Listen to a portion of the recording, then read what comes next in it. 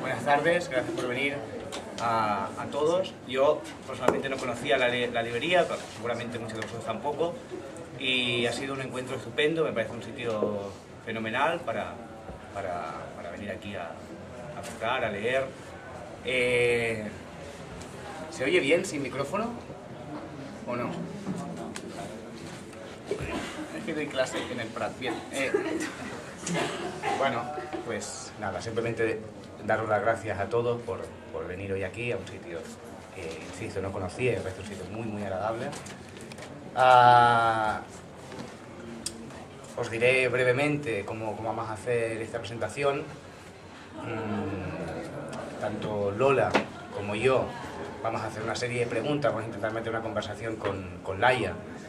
En esas preguntas intentaremos dar cuenta del libro, dar un poco unas ciertas anotaciones sobre el libro. A mí personalmente diré, antes de dar paso a Lola, que comenzará la conversación, me hace una especial ilusión presentarle el libro a Laia. Me hace mucha ilusión. ¿Por qué digo esto? Porque yo tenía la teoría de que le caía mal a Laia. Y es guay porque, bueno, como 4 años después me ha pedido que esté aquí acompañando un libro estupendo. Y digo que es un libro estupendo, y insisto, ahora le paso la palabra a Lola, porque yo creo que los libros que realmente nos interesan, no solamente los leemos, los habitamos, ¿no? Yo creo que ese tipo de libros, suelo decir que habitamos 2 tipos de libros: los que nos gustaría haber escrito y los que nos gustaría haber pensado. Yo podría, en mi caso en concreto como lector, me hubiera gustado escribir cualquiera de los libros de Basilio Sánchez o de Ángel Campos Pámpano. Entre los libros que me hubiera gustado haber pensado, incluiría libros de Antonio Méndez Rubio, por decir un caso, ¿no? Con Laia me ocurre en esa doble lectura, tanto como un libro que me hubiera gustado haber escrito y un libro que me hubiera gustado haber pensado. Y eso de alguna manera contradice aquello que decía Vila Matas, de que para mantener una relación entre escritores lo fundamental era no hablar de obras de cada uno. Con Laia estoy bastante seguro de que en fin, es una autora que merece mucho la pena, y a mí me hace especial ilusión estar hoy aquí acompañándola. Doy paso a Lola, como decía, vamos a mantener una conversación con ella, intentando dar alguna que otra clave del libro, y luego lo que agradeceríamos también es que el público, es decir, vosotros también, si queréis intervenir en algún momento, lo podéis hacer, ¿de acuerdo? Bien.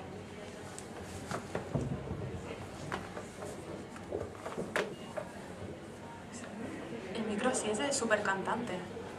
O sea, es como... es guay, está muy bien, ya verás luego. Bueno, yo me sumo a los agradecimientos, gracias por estar aquí ahora y acompañar a Laia hoy. También la verdad que muchas gracias a la librería, ¿no? por acogernos entre sus estanterías y permitirnos presentar este libro, La mujer cíclica, y sobre todo, pues no sé, gracias a ti, Laia, por dejarnos que nosotros dos estemos tan cerquita hoy de ti y, bueno, acompañándote en esta aventura de la presentación de un libro, el segundo libro.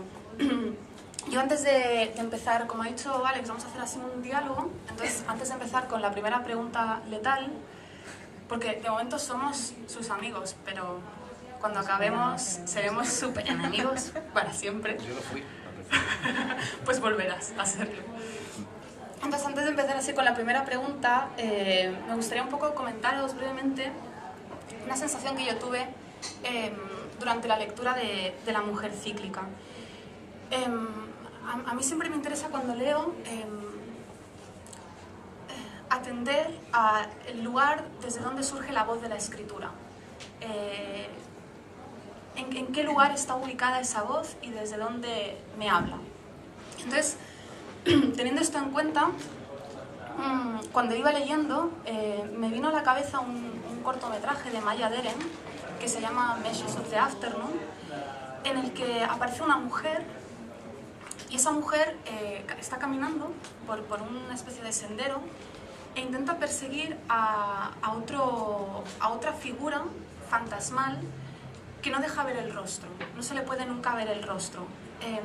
Ella lo intenta, pero al final ese personaje escapa, pero antes deja una flor en el camino. La mujer recoge la flor, entra en una casa que está aparentemente vacía, se sienta en un sillón y se duerme. Y a partir de ahí, esa cadena de acciones empieza a repetirse en bucle, de modo que el personaje femenino, esa mujer, empieza a desdoblarse, empieza a verse a sí misma. Hay un momento en que está sentada 3 veces mirándose ella misma. Pero lo que a mí más me recordó quizá la mujer cíclica es el encuentro que tiene esa mujer finalmente con el fantasma, o lo que se podría llamar el fantasma.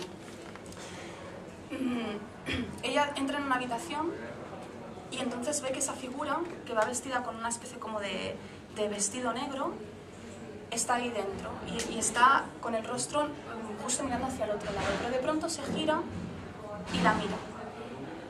Y el rostro es un espejo. A mí me parece que la escritura de la mujer cíclica surge de una especie de rostro espejo, porque de algún modo lo que a mí me sugieren todos estos poemas es una especie como de retahíla de reflejos de las imágenes que nos atraviesan, de modo que por ahí ya hay una especie de trabajo muy sutil con la identidad, con quién es el yo que escribe. Insisto, ¿no? Viendo cómo, para mí la voz que escribe es ese espejo, esa imagen siempre rebotada, y por tanto esa incapacidad de al final concentrar el yo en una única unidad, en una única identidad, y por tanto fracturando precisamente ese concepto. A partir de esto volví al primer libro, a Deriva, porque creo que en este punto hay, o al menos para mí, por ahí va a ir la pregunta, ¿no? A ver qué te parece a ti. Para mí ahí hay un punto, hay puntos de unión y también de oposición entre un libro y otro. Por una parte ya el título, los títulos, Deriva, bueno, a mí lo que me sugiere es un descentramiento, un camino, en realidad un camino que deja de ser camino, ¿no? Cuando vamos a la deriva vamos en contra de nuestra propia voluntad, o quizá porque ya ni siquiera tenemos voluntad. Y en esos poemas, a la deriva, yo lo que hacía era, de algún modo, derivarse en las otras cosas y por tanto ir desapareciendo progresivamente, ir disolviéndose. Y el lenguaje de tu primer libro, Deriva, era por tanto un lenguaje casi como un rescoldo, como un susurro, lo que quedaba justo antes de desaparecer. En la mujer cíclica yo creo que, como os he dicho antes, sí que creo que la idea de el trabajo con el sujeto que escribe, creo que es muy importante, creo que es un eje, al menos así lo he leído yo, importante en el libro, pero creo que no tiene tanto que ver con el hecho de perderse, de derivarse, de deshacerse en las otras cosas, sino que tiene más que ver con el ciclo, que de hecho está en el propio título. Entonces, el ciclo no es tanto una disolución, sino una repetición de acontecimientos, de modo que es verdad que el sujeto, la unidad del sujeto, la supuesta identidad, acaba desapareciendo, pero por repetición, por suma de acciones, de acontecimientos. Entonces, yo creo que ahí hay un punto distinto, hay una, digamos, desarticulación del sujeto o de la voz que escribe, pero por trabajos, no sé si complementarios, contradictorios, o ya nos contarás. Luego, otra cosa que a mí también me ha parecido puntos de unión y al mismo tiempo de contraste entre Deriva y la mujer cíclica, es que en Deriva los poemas son muy breves, los versos muy cortos, y la sintaxis tiende a fragmentarse, a ser una sintaxis rota, sincopada, que no alcanza a tener una articulación unitaria, ¿no? Los poemas están rotos. En la mujer cíclica, sin embargo, yo creo que la escritura surge como a borbotones. Los poemas son largos, Incluso el verso corto desaparece porque directamente es algo así como poemas en prosa, aunque es quizás es, no sé si lo calificaría de eso, ¿no? Pero sí que se acerca quizá más a eso. Y por tanto lo que en deriva era una escritura susurrada. Aquí para mí es una escritura que precisamente es como una especie de floración constante, surgiendo por tanto en múltiples o desencadenándose en múltiples máscaras y ficciones. La primera pregunta en realidad era, ¿qué te parece lo que he dicho? Si lo mismo es una cosa que, no sé, que me he inventado yo, o estás de acuerdo en algo o en nada, o ¿cómo ves tú esos puntos de, como decía, ¿no? de contacto y de quizá contradicción o contraste entre Deriva y la mujer cíclica, y por qué lo has hecho así? Bueno, sí, esto me voy a poner un poco más cerca porque sí, se ha pillado. Antes que nada, agradeceros que hayáis venido, claro, y agradecer a la librería que nos haya también acogido, porque me parece como súper importante que, no sé, que existan sitios nuevos como este y donde podamos estar aquí haciendo actos como este, ¿no? Y a Lola y Alex por acceder a presentar el libro y hacerme estas preguntas tan controvertidas. A ver, la pregunta que me has hecho es sobre la diferencia entre un poco el impulso que rodea un poco los dos poemarios, ¿no? El primer poemario que se publicó, que es Deriva, se publicó hace 2 años y se escribió hace, pues no 4, pero 3 y medio o así, ¿no? Ha sido todo muy, muy diferente en cuanto al mismo proceso de la escritura, porque la escritura de ese primer libro fue muy rápida. En realidad era como una especie de sedimentación muy, muy rápida de unos materiales que se habían estado acumulando durante mucho tiempo y que salieron por un embudo de lenguaje que era muy estrecho, que eran esos poemas pues un poco espinados y espinosos que solamente tienen una forma muy, bueno, no sé, como muy esquemática, ¿no? y muy fragmentaria. Y realmente la escritura misma fue pues vertiginosa, fue veloz y fue una composición de un libro que salió de una manera abrupta casi. En este caso ha sido muy distinto porque han sido materiales que se han ido reuniendo a lo largo de bastante tiempo, o sea, han sido como 3 años prácticamente de escritura. Ni los temas en cuanto a, no sé, un poco el foco no son los mismos. Es verdad que lo que tú has dicho me ha parecido muy, muy interesante, ¿no? Porque el espejo que está en la portada misma del libro, ¿no? Que es una fotografía de Mercedes que está aquí, digamos que ha recogido muy bien esa idea también, ¿no? El rostro del fantasma es un espejo, que por cierto no he visto ese corto, me parece muy interesante lo que has dicho. Y en este libro, ¿qué se persigue? Se persiguen todos los fantasmas un poco que están contenidos en las voces de los libros y de los autores y de las autoras que he leído durante muchos años, ¿no? Por lo tanto, es más un trabajo, digamos, de honestidad y de reconocimiento a las voces que están detrás de lo que uno hace cuando uno se pone a escribir. O sea, ya no es tanto un impulso rápido de quiero decir, sino como un proceso lento, ¿no? Un poco también erosivo de buscar los lenguajes y las palabras para, digamos, para encontrar otros rostros en ese espejo, ¿no? Un poco va por ahí, me parece.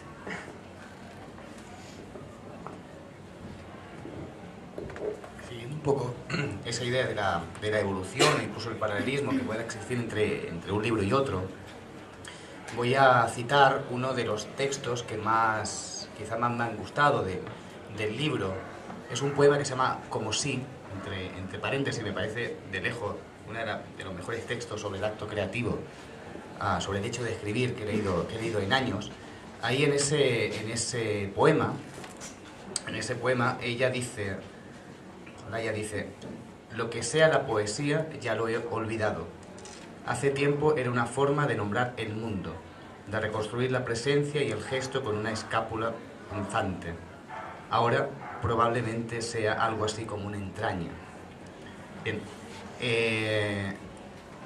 por buscar un poco ciertos paralelismos también entre un libro y otro, me gustaría primero preguntarte, ya te digo, a lo que te refieres un poco en esa evolución, a qué te refieres exactamente con lo de entraña, ¿no? Y por otro lado también ciertos motivos que se mantienen, por ejemplo, el tema de la dimensión simbólica de lo animal, ¿no? Tanto en un poemario como en Deriva como en La mujer cíclica, el poeta o la voz lírica sigue siendo esa especie de felino al acecho, ¿no? Como si fuera un espectador, pero no sé si ese concepto incluso de lo animal ha evolucionado, ha cambiado, y en sí con lo que te comentaba al comienzo, de a qué te refieres exactamente con bueno, lo que era el descubrimiento poético, para acabar siendo en eso que llamas entraña, ¿no? Vale, estoy intentando procesar la pregunta. En ese texto, bueno, en ese poema que se llama Como sí que has dicho, ¿no? Bueno, todos los poemas en realidad parten de momentos muy puntuales, como muy conflictuales o muy conflictivos. Entonces, hay una especie de inmediatez y también una reflexividad, porque son como cosas que he ido pensando a lo largo del tiempo, ¿no? Han cambiado los puntos de vista y por eso quizá algunas de las ideas que aparecen en los poemas, incluso en ese mismo poema, a lo mejor puede que sean contradictorias entre sí sobre la misma, el mismo ejercicio de la escritura, ¿no? El verso que tú has citado, ¿no? ¿En qué medida la poesía se ha convertido en una especie de entraña?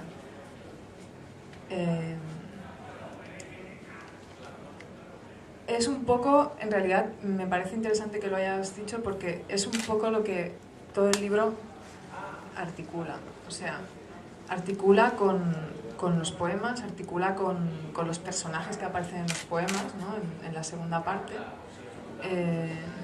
y articula un poco con la apropiación de los motivos, ¿no? que se van haciendo. La poesía se convierte en una entraña cuando, digamos, que no puedes mirar el mundo sin esa mediación, ¿no? O sea, cuando la literatura ya te ha comido tanto que ya no puedes estar fuera de la literatura, ¿no? Ya no puedes estar fuera, o sea, siempre vas a filtrar la realidad a todo el mundo a través de los libros, a través de los libros que has leído, a través de los autores o autoras que te han atravesado, ¿no? Porque un poco es esa digamos, bueno, es una de las cosas que a mí me ha ocurrido, ¿no?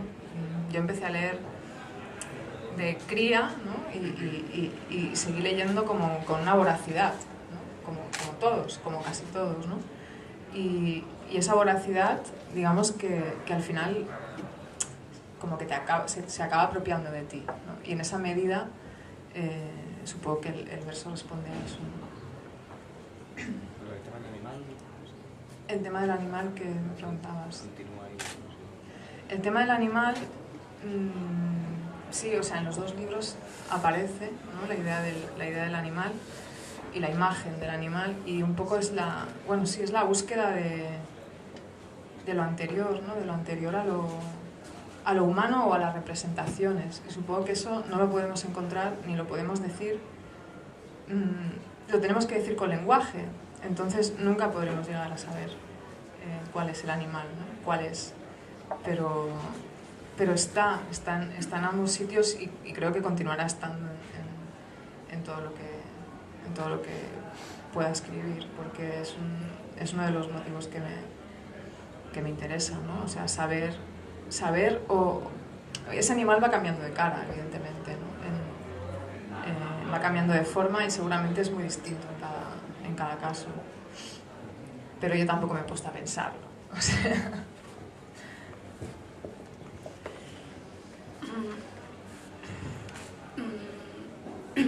parecido muy interesante lo que has dicho sobre la honestidad y lo que decías de las escritoras, ¿no? Bueno, de las escritoras y las escrituras que de alguna manera te han atravesado y el libro como este libro, La mujer cíclica, como un poner sobre el papel eso.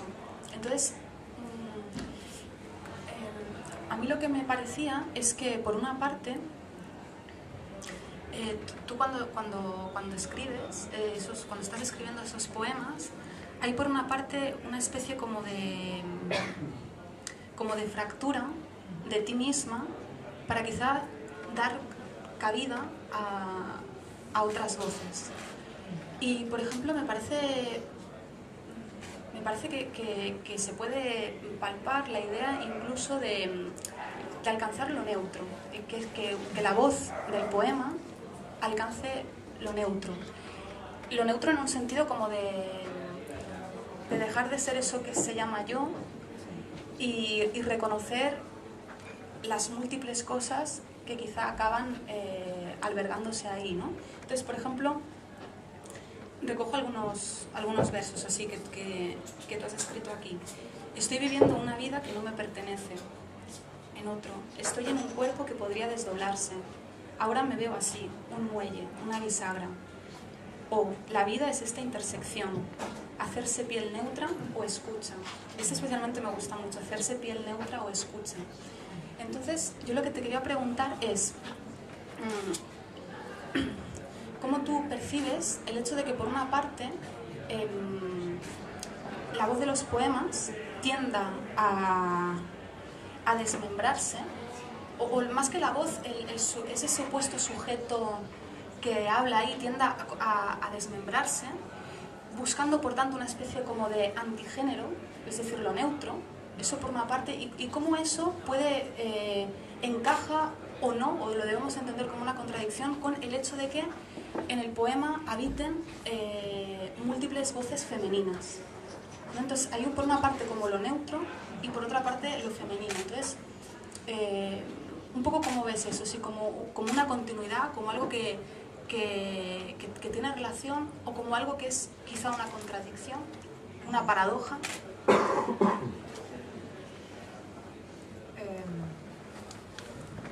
Bueno, el hecho de que sean mujeres las que habitan los poemas, o las formas de exterioridad que habitan los poemas sean femeninas, digamos, es una elección total mía, es decir, era una elección porque pretendía crear una especie de, no sé, como una especie de sustrato, un suelo, ¿no? Que estuviera habitado por voces femeninas posibles, ¿no? Y existentes, y inexistentes, imaginarias, reales. Digamos que eso fue algo voluntario, ¿no? La fractura en la cual desaparece el sujeto con género no es voluntaria. Adviene en el poema, ¿no? Y adviene, digamos, que en una especie de búsqueda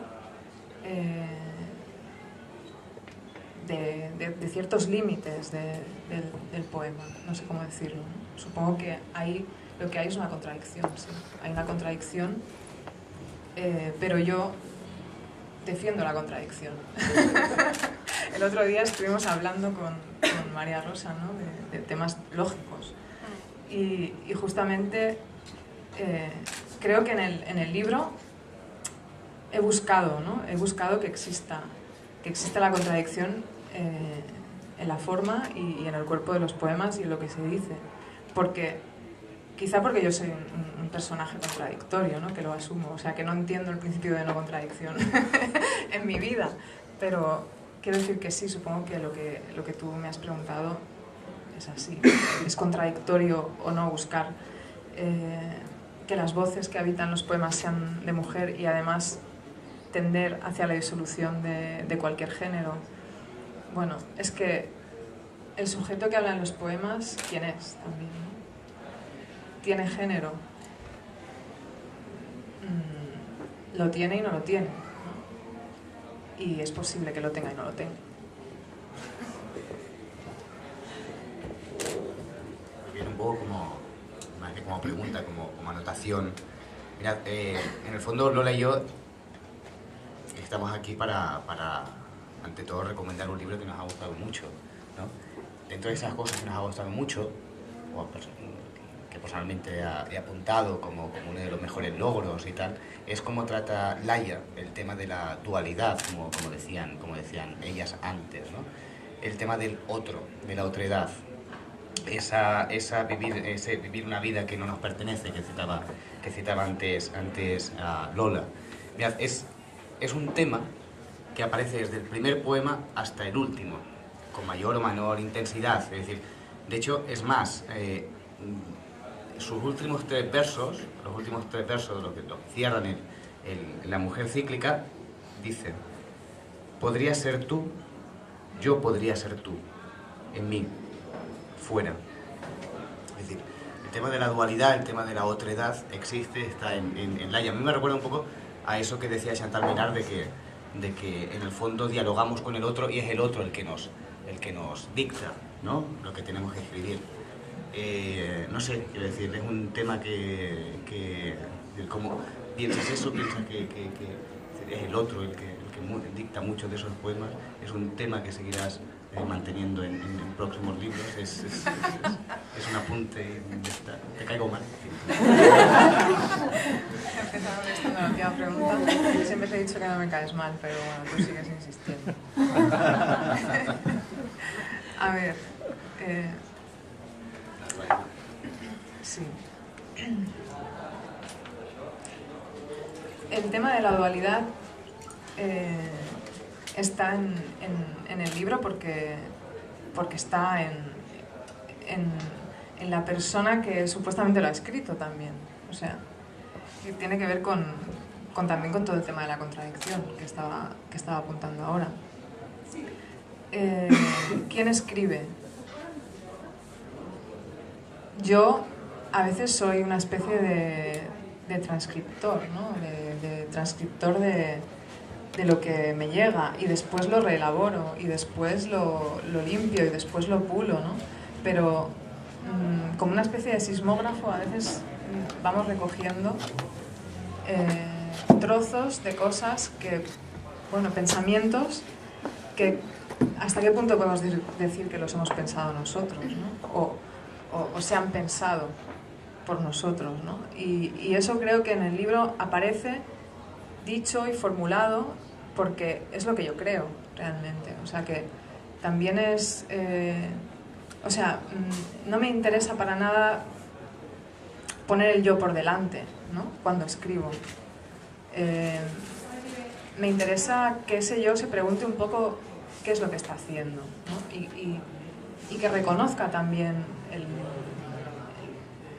como la grieta, ¿no?, la grieta que se abre dentro y que deja, digamos, filtrar voces, ¿no?, que le vienen de fuera, que esa instancia reelabora, que esa instancia vuelve a decir y después pule, limpia, y entonces sale un poema, ¿no?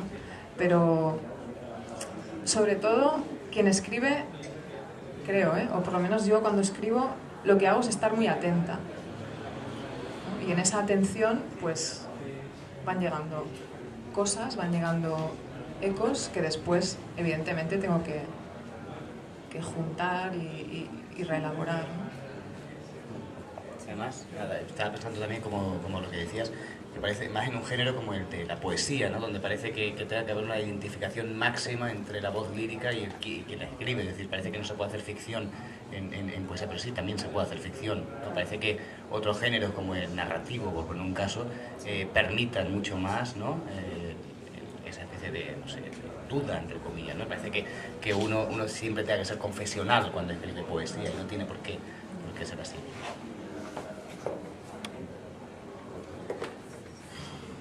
Yo voy a seguir con las contradicciones. Y yo creo que, bueno, una sensación que yo también he tenido es que frente a ese yo ficcional, en cuanto, no decía ahora Alex que quizá en poesía también puede haber ficciones. Yo creo que toda la poesía es una ficción, en cuanto, entiéndase, ¿no? En cuanto el yo, quien escribe, acaba siendo una construcción siempre. Incluso cuando intenta deconstruirse, hasta qué punto a veces, ¿no?, vuelve a caer en ciertos movimientos también de construcción.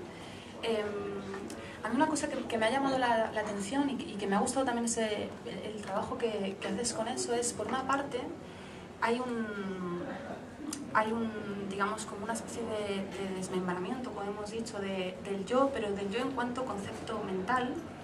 Y por otra parte, yo tengo la sensación que el cuerpo viene un poco como a ocupar un espacio en el que poder sobrevivir, ¿no? Por una parte hay que pueden entenderse además como una especie de consecuencia, ¿no? Ahí desaparece el concepto, o se intenta que ese concepto quede tocado, quede agrietado, y por otra parte aparece el cuerpo como un refugio, como un refugio.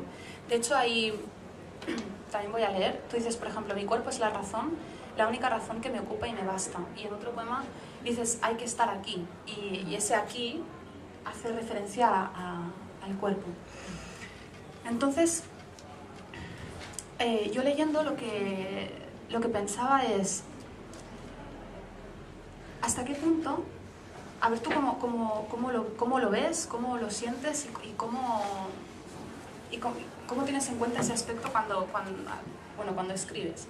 ¿Hasta qué punto la construcción del cuerpo, en cuanto se acaba, es decir, en cuanto el cuerpo se acaba nombrando, se acaba formulando, no puede acabar siendo precisamente también, pues eso, otra especie de constructo mental al que quizás se le quieran conceder otras cualidades, pero al fin y al cabo es otro constructo también mental?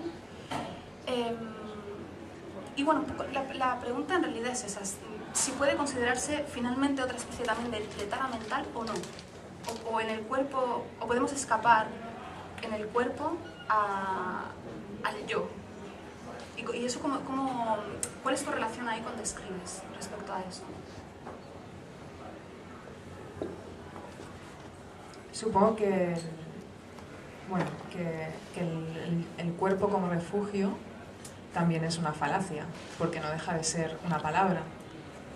Y lo que nos importa al final, cuando estamos agotados, cuando nos hemos agotado, cuando ya no hay nada más, donde no hay un lugar donde caernos, es algo que no tiene nombre. O sea, que a lo mejor se puede decir que es el aquí o el, ¿no? Es decir, el estar en un momento determinado, que ya no se llamará cuerpo,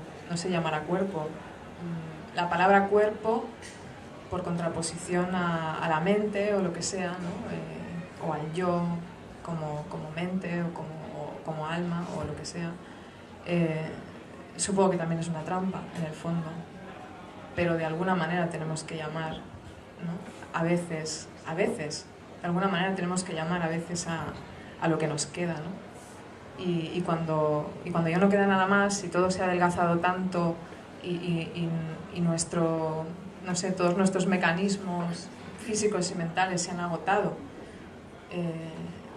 en un vértigo absoluto, que es lo que a mí me ha ocurrido muchas veces, supongo que de ahí viene esa necesidad.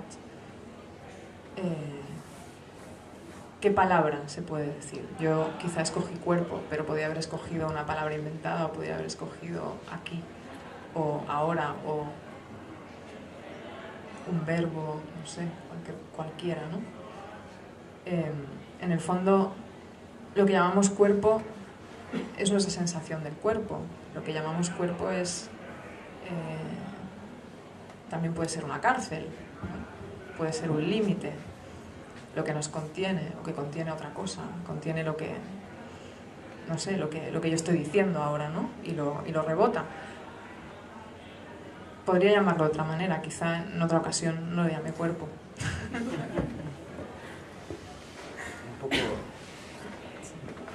Un poco al hilo de lo que estáis comentando. Si si hay dos conflictos que para mí sobresalen en el libro, precisamente son los dos que habéis citado. El conflicto con el cuerpo y el conflicto con el lenguaje, ¿no? El conflicto con el cuerpo es evidente, creo que lo ha explicado tanto Lola como Laia perfectamente. Demuestra un poco, pone en práctica aquella idea de Dylan Thomas de que toda idea se puede reducir a términos corporales, ¿no? En glándulas, en tendones, no sé qué decía él, ¿no? Y otro, insisto, es el conflicto con el por cierto, con el tema del cuerpo, Laia tiene una imagen que es buenísima, me resulta muy atractiva. Ella dice algo así como ganas de llorar por las manos, si no me equivoco, ¿no? El segundo conflicto que encuentro es el que apuntabais también, el conflicto con el lenguaje, ¿no? Con la manera de decir, ¿no? El lenguaje en la mujer cíclica, sobre todo la mujer cíclica, más que incluso que en Deriva, se percibe casi como una sacudida, ¿no? Lo que produce una especie de violencia, de agitación.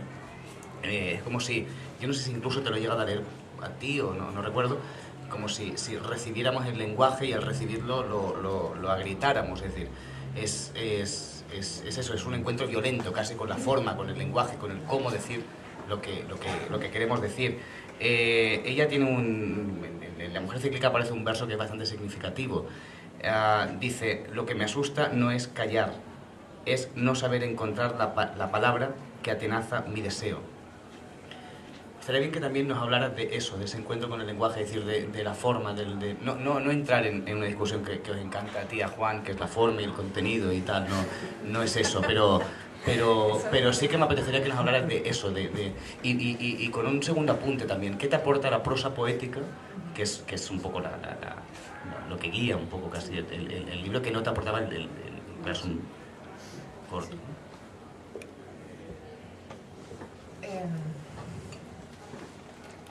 Bueno, en lo que dices, bueno, supongo que en comparación con el libro anterior, el lenguaje en el libro anterior no se cuestionaba, aunque también era un libro violento. En este caso, la violencia es contra todo, contra el lenguaje, contra el pensamiento, contra cómo decir las cosas y contra el yo que se supone está detrás, y a la vez creo que hay una cierta generosidad, ¿no? Aparte de la violencia.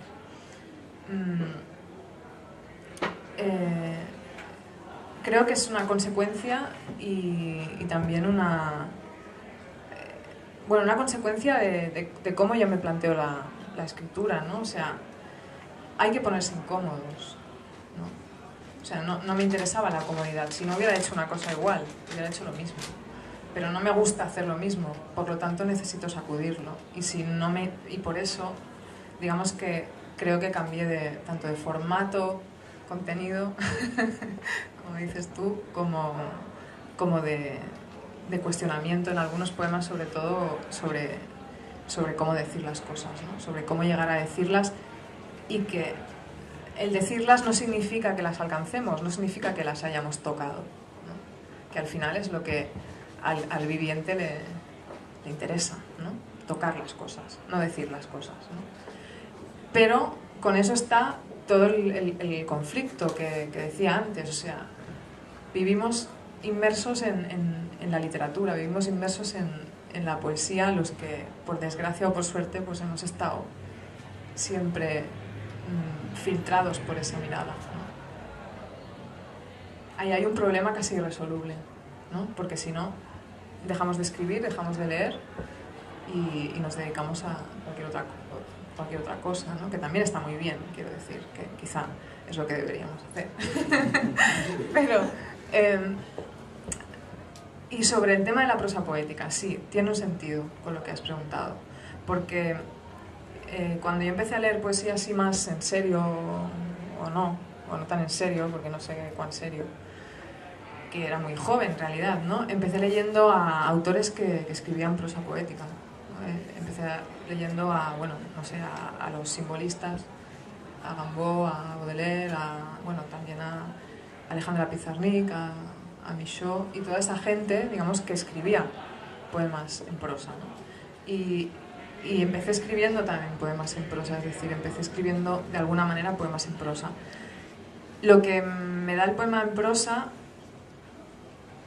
un poco me lo quita el verso, porque el verso me obliga a un formato que a veces me contiene demasiado, ¿no? Y la prosa permite que se desborde un poco más y más libertad, sí, me da la sensación a mí, pero es una cosa personal.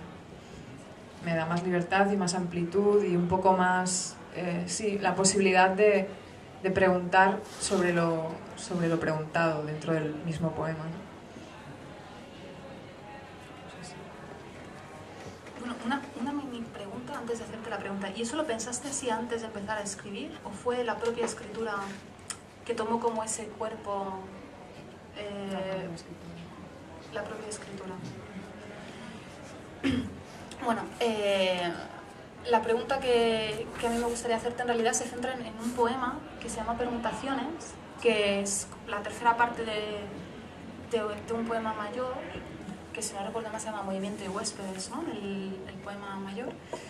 Y a mí ese poema, debo confesar que yo creo que es... Bueno, a mí me gusta mucho. Lo he leído muchas veces y ese poema me gusta mucho porque... Bueno, porque realmente hay un juego con el lenguaje que a mí me sugiere muchísimas cosas y sobre todo esas muchísimas cosas que me sugieren es porque creo que haces una cosa, consigues una cosa que es de algún modo romper con el movimiento causa-efecto del lenguaje, ¿no? De hecho tú lo dices porque hay como una expresión que se repite que es no hay ergo que interfiera en esta frase. Eso se va repitiendo y entonces la escritura ahí es como como el título dice, ¿no? Como una permutación, una reelaboración de sí misma, y yo creo que precisamente también es a través de la repetición, a través del ciclo, cómo consigues que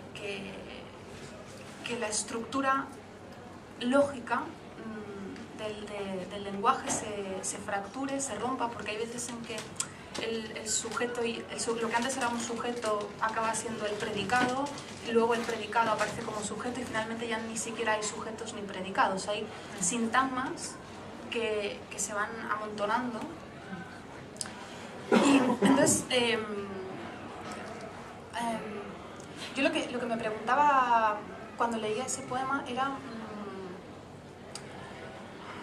De hecho, un poquito ya nos lo has comentado, ¿no? Pero voy a añadir otra cosa más. Por una parte, si crees que con ese tipo de mecanismos lingüísticos, al fin y al cabo, se puede escapar a la propia lógica del lenguaje, que por otra parte, si no es con lenguaje, ¿con qué escapar? ¿No? Al escapar al lenguaje con el propio lenguaje. Entonces, ¿cómo eso se puede hacer? Si crees que lo puedes hacer, si por ejemplo permutaciones para ti sería un ejemplo de eso.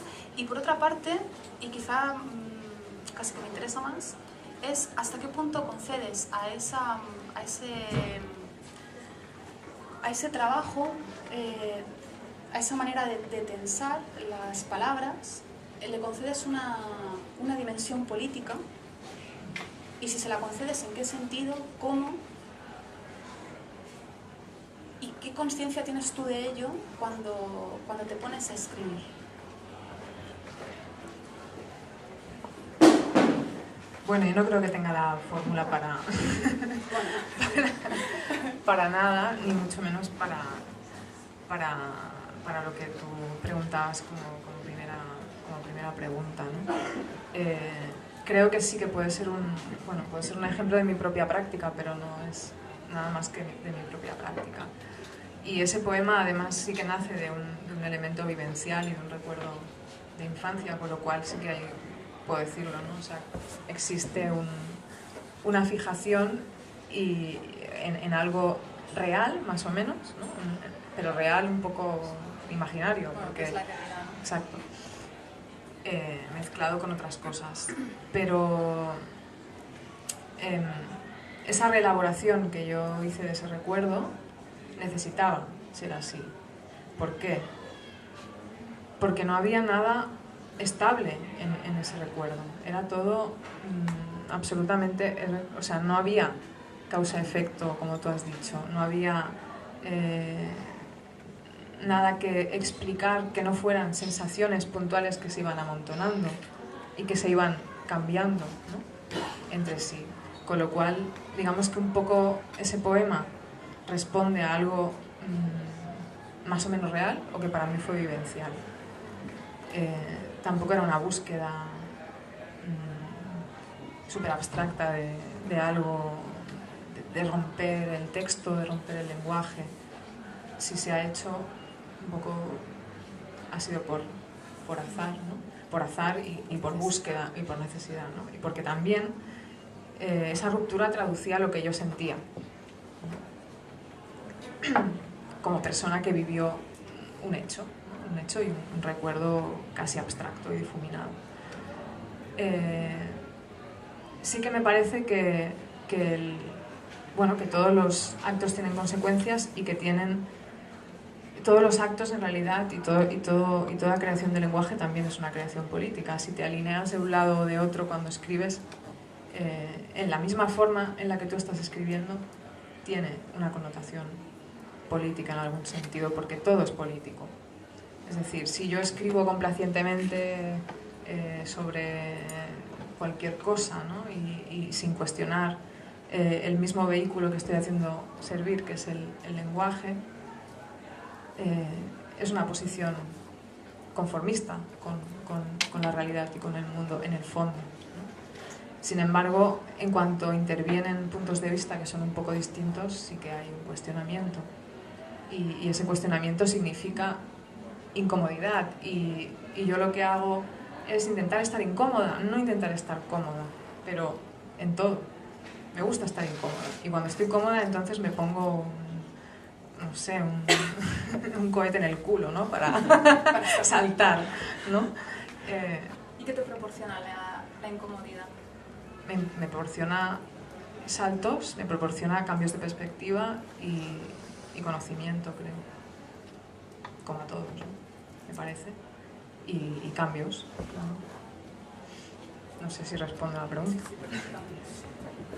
Bueno, no sé, tal vez, aunque lo leí, tenemos aquí alguna que otra pregunta más anotada.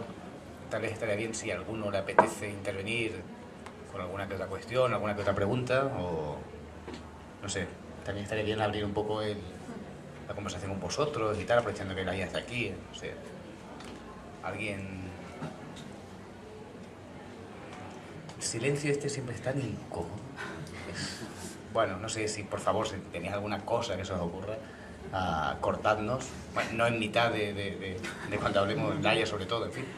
No sé. Bueno, yo también me gustaría notar un par de cosas más también que pueden un poco dar cuenta del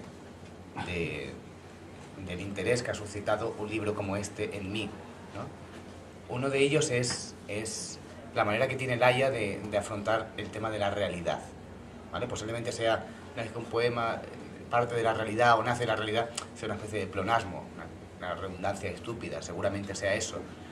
Pero sí que es cierto que la mujer cíclica, aun a pesar de que tiene momentos que podemos decir salen más propios de lo onírico, de lo casi alucinado, son poemas que están fuertemente cosidos a la realidad.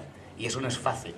¿Por qué? Porque a veces arriesgar en lo onírico y tal es mucho más cómodo que afrontar la realidad tal cual la tenemos delante. Pues Laia logra eso, o sea, bajo una apariencia que a lo mejor parece, insisto, más alucinada, entre comillas, ella despierta eso fieramente humano, ¿no? De lo que hablaba Blas de Otero, ¿no? Y luego es muy curioso también cómo ella consigue generar una cierta tensión entre opuestos, ¿no? Entre lo presente y lo ausente, ¿no? Entre la vigilia y el sueño, ¿no?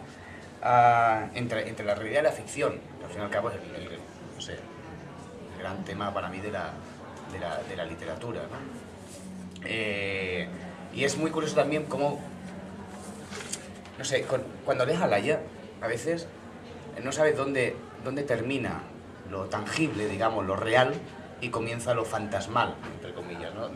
Lo misterioso, por decirlo así, ¿no? Y eso es un logro que he encontrado sobre todo en este libro, ¿no? No hay ninguna pregunta en realidad, pero simplemente es una constatación, simplemente, o sea, Laia tiene una habilidad innata para generar esa tensión, esa confusión, ¿no?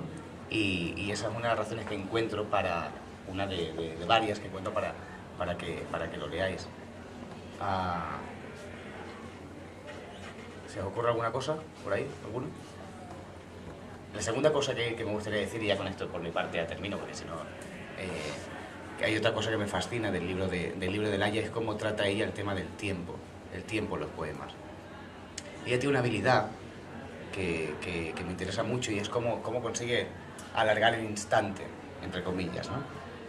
Tiene poemas como Anactoria que precisamente dan cuenta de eso. Laia, a partir de un instante, de un intervalo, consigue alargarlo de tal manera que se nos adhiere como lectores y casi a la piel, ¿no? Y casi nos duele. Es decir, tiene una capacidad de que se mantengan en ti muchísimo tiempo después de su lectura, ¿no? Ella presentó no hace mucho con otro amigo común, con Iván, un libro de Flor Yagui. Ella hablaba de esto, ¿no? De cómo esos momentos de ligereza y de placer son cuestión de segundos, ¿no? Pues muchos de estos poemas hablan de eso, ¿no? De ese pequeño intervalo que se prolonga de tal manera que bueno, y luego el tema de la memoria también, ¿no? Hay un momento que ella dice algo así como el goteo de lo que escribes es memoria, ¿no? No sé si te debería hablar también un poco de eso. Parece que la escritura a veces o el poema sea casi un estado previo a su propia escritura. Parece que tenemos muchos poemas escritos antes incluso de plasmarlos al papel, ¿no? Plasmarlos al papel a veces es cuestión de azar o de suerte, pero no es obligatorio, ¿no? Bueno, en el libro está sí, el tema del tiempo y el tema del tiempo también por el mismo título, ¿no? de lo cíclico, ¿no? Cómo se va repitiendo procesos que vuelven y se devuelven, ¿no? a sí mismos. Y el tema de la memoria sí que es importante, como tú dices, Alex, porque además es una memoria que no se sabe de dónde viene, si es la memoria propia, si es la memoria ajena, si es la memoria de los textos leídos y de las películas vistas y de las cosas soñadas, ¿no? Hay una confusión, pero es una confusión que es humana y que es mía también. O sea, yo me confundo, a veces no sé si algo lo he vivido, lo he soñado o como todos, ¿no? Nos pasa. Es decir, y la memoria que yo tengo de ese hecho, de ese acto, pues es fantasmal, ¿no? Es extraña y es ambigua. Sin embargo, existe ese instante, ¿no? Y existe la posibilidad de reelaborarlo. Y existe la posibilidad de permutarlo, ¿no? Como en el texto ese que tú comentabas. Con lo cual, la memoria también es un fantasma. Y el fantasma está en todos los textos o todos los poemas, ¿no? Porque no hay ningún lugar al que poder agarrarnos al final. Lo que hay es las voces, la voz y aquello que, como un espectro imaginario, está alrededor, ¿no? Y eso no se puede tampoco tocar, igual que el lenguaje, ¿no? Creo que el gran tema o la gran cosa que quiere plantear el libro es lo que no podemos tocar y a lo que vivimos sujetos por necesidad, ¿no? Y el tiempo, la memoria, los mitos, los nombres, los personajes que no hemos conocido, y se han ido, son cosas que no podemos tocar o que ya no podemos tocar.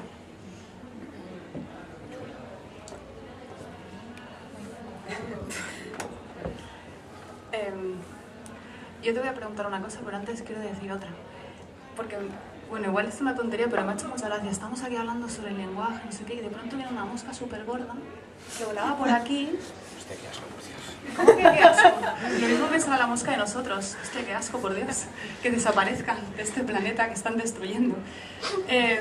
No me ha parecido como de pronto ese tipo de realidades a mí es como, el mundo sigue sucediendo, aunque yo haga ver, aunque estemos hablando, ¿no? Y luego además me ha parecido que era muy bonito porque venía un poco como a bailar con el escarabajo que llevas aquí y ha habido una especie de correspondencia que, bueno, que de pronto, como, mírala. Ahí. Bueno, seguro que viene también a... No.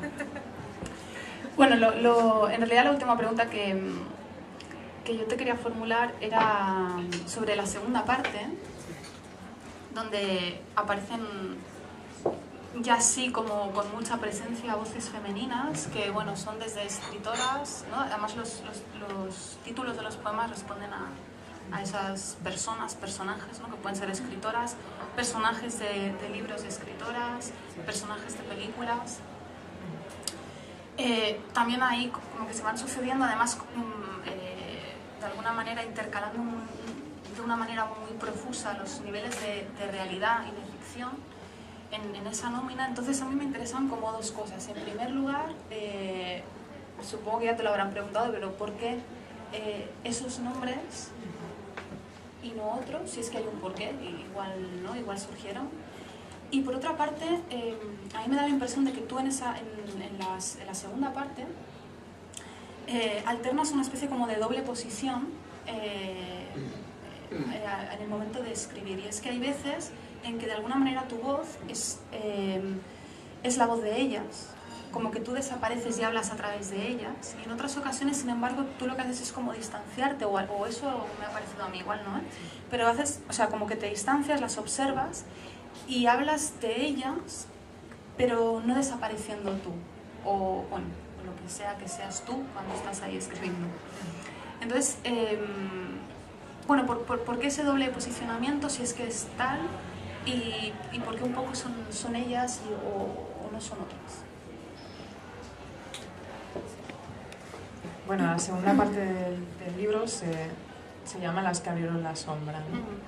Las que abrieron la sombra significa, para mí, elegí estos personajes que son, bueno, os puedo decir quiénes son para que la gente que no haya leído o visto el libro, pues existe de alguna forma una cierta analogía entre estos personajes, aunque algunos vienen de las películas, otros vienen de libros, otros son autoras ellas, ¿no? La primera es Irena Dubrovna, que es un personaje de una película de los años 40 de Jack Turner, que se llama Cat People, la mujer pantera, ¿no? Alejandra Pizarnik, ¿no? Unica Zur, Elizabeth Vogler, que es un personaje de la película Persona, ¿no? Nora Flott y Robin Boat, que son personajes del Bosque de la Noche de Joan of Arc.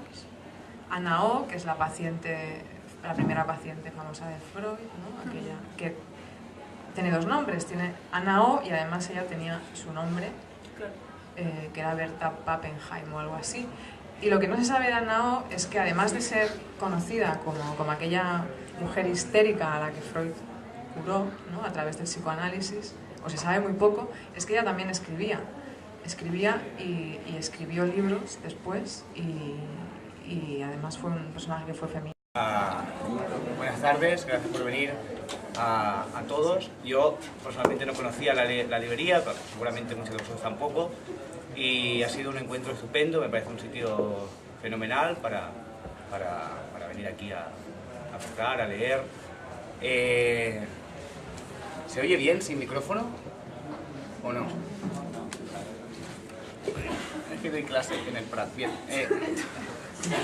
Bueno, pues nada, simplemente daros las gracias a todos por venir hoy aquí a un sitio que, insisto, no conocía, me parece un sitio muy, muy agradable. Os diré brevemente cómo vamos a hacer esta presentación. Tanto Lola como yo vamos a hacer una serie de preguntas, vamos a intentar meter una conversación con Laia. En esas preguntas intentaremos dar cuenta del libro, dar un poco unas ciertas anotaciones sobre el libro.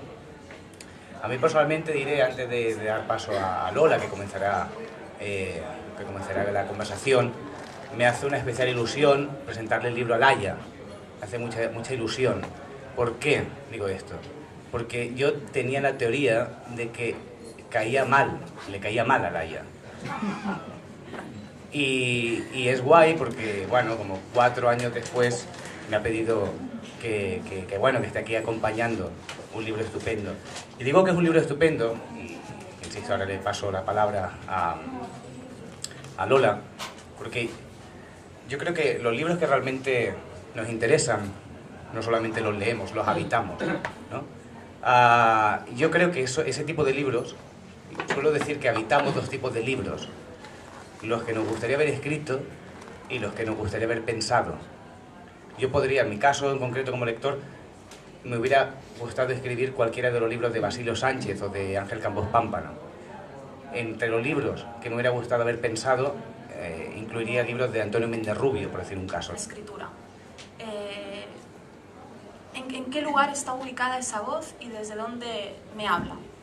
Entonces, teniendo esto en cuenta, cuando iba leyendo, me vino a la cabeza un cortometraje de Maya Deren que se llama Meshes of the Afternoon, en el que aparece una mujer y esa mujer está caminando por una especie de sendero e intenta perseguir a otra figura fantasmal que no deja ver el rostro, no se le puede nunca ver el rostro.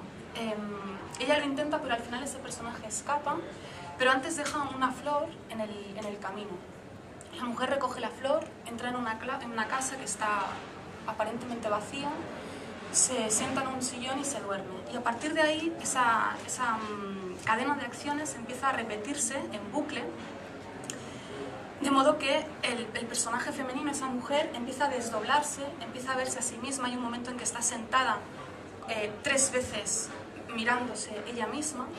Pero lo que a mí más me recordó quizá la mujer cíclica es el encuentro que tiene esa mujer finalmente con el fantasma, o lo que se podría llamar el fantasma. Ella entra en una habitación y entonces ve que esa figura, que va vestida con una especie como de vestido negro, está ahí dentro y está con el rostro justo mirando hacia el otro lado, pero de pronto se gira y la mira. Y el rostro es un espejo.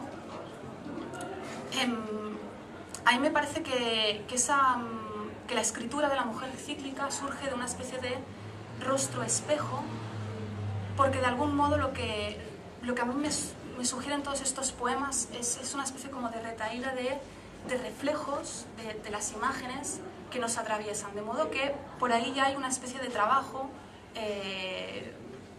muy sutil con la identidad, con quién es el yo que escribe. Insisto, ¿no? Viendo cómo, para mí la voz que escribe es ese espejo, esa imagen siempre rebotada, y por tanto esa incapacidad de al final concentrar el yo en una única unidad, en una única identidad, y por tanto fracturando precisamente ese concepto. A partir de esto volví al primer libro, a Deriva, porque creo que en este punto hay, o al menos para mí, por ahí va a ir la pregunta, ¿no? A ver qué te parece a ti. Para mí ahí hay un punto, hay puntos de unión y también de oposición entre un libro y otro. Por una parte ya el título, los títulos, Deriva, bueno, a mí lo que me sugiere es un descentramiento, un camino, en realidad un camino que deja de ser camino, ¿no? Cuando vamos a la deriva vamos en contra de nuestra propia voluntad, o quizá porque ya ni siquiera tenemos voluntad. Y en esos poemas, a la deriva, yo lo que hacía era, de algún modo, derivarse en las otras cosas y por tanto ir desapareciendo progresivamente, ir disolviéndose. Y el lenguaje de tu primer libro, Deriva, era por tanto un lenguaje casi como un rescoldo, como un susurro, lo que quedaba justo antes de desaparecer. En la mujer cíclica yo creo que, como os he dicho antes, sí que creo que la idea de el trabajo con el sujeto que escribe, creo que es muy importante, creo que es un eje, al menos así lo he leído yo, importante en el libro, pero creo que no tiene tanto que ver con el hecho de perderse, de derivarse, de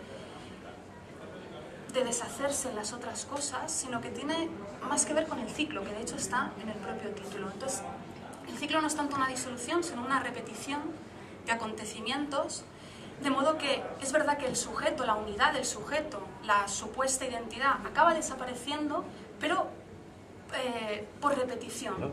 Con Laia me ocurre en esa doble lectura, tanto como un libro que me hubiera gustado haber escrito y un libro que me hubiera gustado haber pensado. Y eso de alguna manera contradice aquello que decía Vila Matas, de que para mantener una relación entre escritores lo fundamental era no hablar de obras de cada uno. Con Laia estoy bastante seguro de que en fin, es una autora que merece mucho la pena, y a mí me hace especial ilusión estar hoy aquí acompañándola. Doy paso a Lola, como decía, vamos a mantener una conversación con ella, intentando dar alguna que otra clave del libro, y luego lo que agradeceríamos también es que el público, vosotros también, si queréis intervenir en algún momento, lo podéis hacer, ¿de acuerdo? Bien.